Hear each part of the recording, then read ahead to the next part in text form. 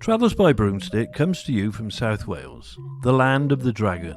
Oh, and sheep. We got lots of sheep. Welcome to all you good people out there in podcast land. So, let's get the broomstick out the garage, and off we go.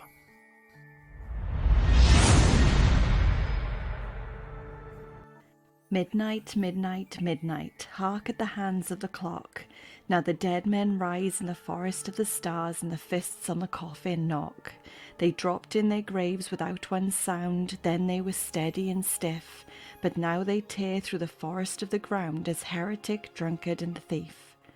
Under the womb of teeming night our Mari tries your faith, and she has charity's crown of light, spectre she knows and wraith. Part of the Ballad of Mari Lwyd by Vernon Watkins, published in 1941. Today's journey takes us to Nantgarw, near Cardiff in South Wales, UK. We are on the trail of the heathen horse, the great grey mare, used in Old South Wales wassailing folk customs. Wassailing is the practice of people going door to door singing and offering drink from the wassailing bowl.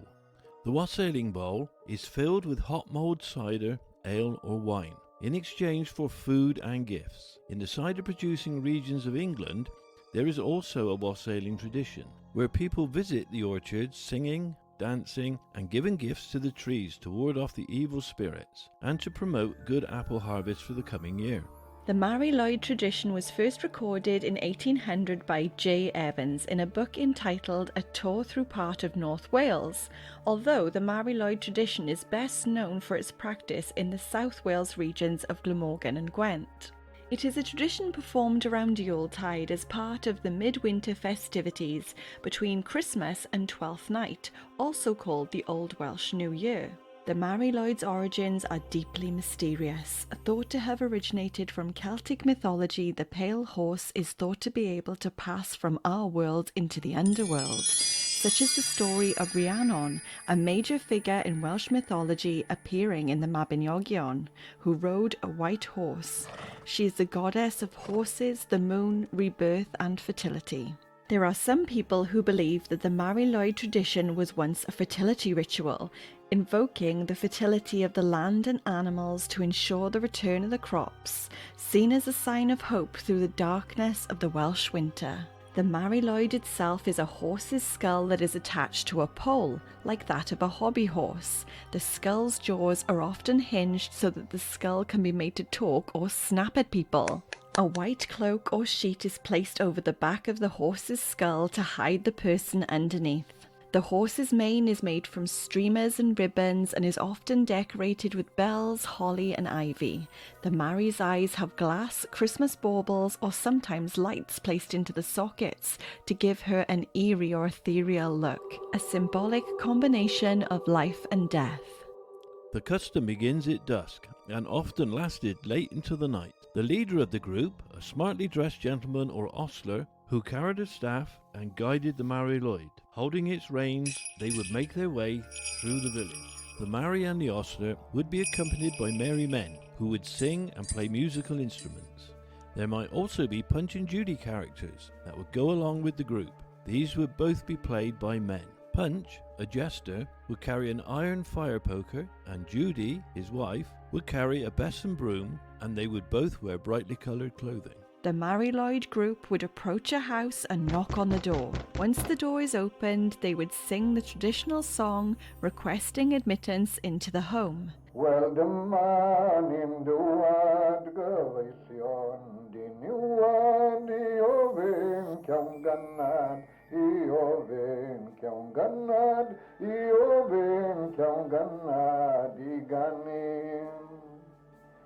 Os na chawn I gannad rowch glywad ar ganiad, pa fodd mae'r madawiad, pa fodd mae'r madawiad, pa fodd mae'r madawiad nos enon. Ni dorson ein crympa wrth groesi'r sticila, iddo fo tag yma, iddo fo tag yma, iddo fo tag yma nos enom.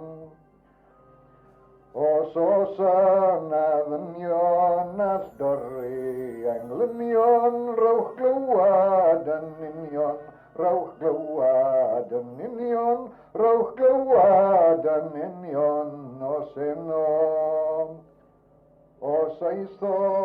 This recording was taken in October 1953 near Bridgend. This is translated to, well, here we are, innocent friends, to ask for permission to sing.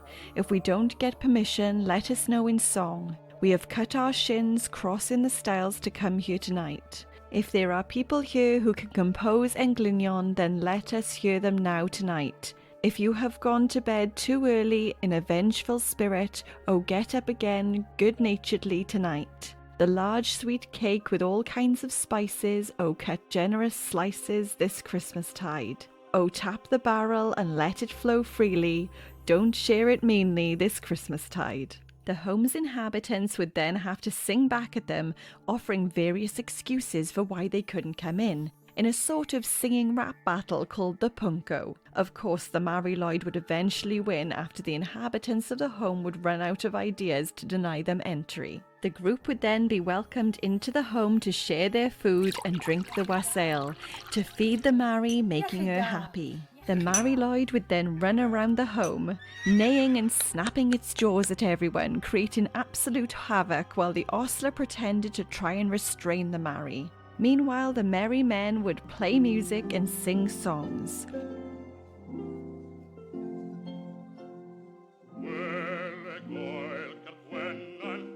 In an account from Nangaru, it tells that the Punch and Judy characters would try to make as much noise as possible, with Punch tapping his poker on the floor and rapping on the door with it to the rhythm of the music. Judy would be brushing the ground, the walls of the house and the windows with her besom broom, possibly in an act of removing any evil spirits or negative energy from the home that they were visiting. The people in the home would have to make Punch promise that he wouldn't touch the fireplace before he was allowed to enter the home, otherwise he would rake out the fire with his poker before he left. A visit from the Mari Lwyd would bring good luck to the household for the year to come. Often seen as a pagan tradition, many religious figures have been against the Mari Lwyd over the years, with the 7th century Archbishop Theodore of Canterbury saying that dressing up as animals was devilish. And in the 19th century, Reverend William Roberts, a Baptist minister in Blaenau-Gwent, called the Mari Lwyd sinful in his 1852 book, The Religion of the Dark Ages. Today, the Mari Lwyd tradition is celebrated as a connection to our ancestors. And let's face it, it's a bit of fun on a cold winter's night. So let's join the Mari Lwyd and welcome her into our homes and into our hearts. Mari Lwyd, Lwyd Mari, a sacred thing through the night they carry. Betrayed are the living, betrayed are the dead. All are confused by a horse's head. So, how many brooms do you rate the Mari Lwyd? Well, I'm going to rate it 5 brooms. That's fantastic. And what do you like most about the tradition of the Mari Lwyd? I like the wassailing and all the singing, and particularly the ale in the punch. Do you mean punch as in the punch bowl with the alcoholic beverage, or do you mean the punch as in Punch and Judy characters? I mean the punch in the bowl. Oh, that's good.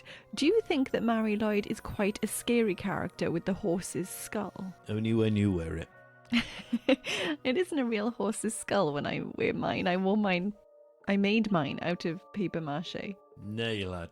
Did you know that in some places they actually bury the skull year after year and then dig her up from the ground as sort of an ancestral, That's the Welsh for you. Yeah, thanks. Well, warm winter wishes for a blessed Yuletide season. Nadolig Llawen pawb, Merry Christmas, everyone. Nadolig Llawen. Well, that concludes this week's adventures. We hope you've had a magical time.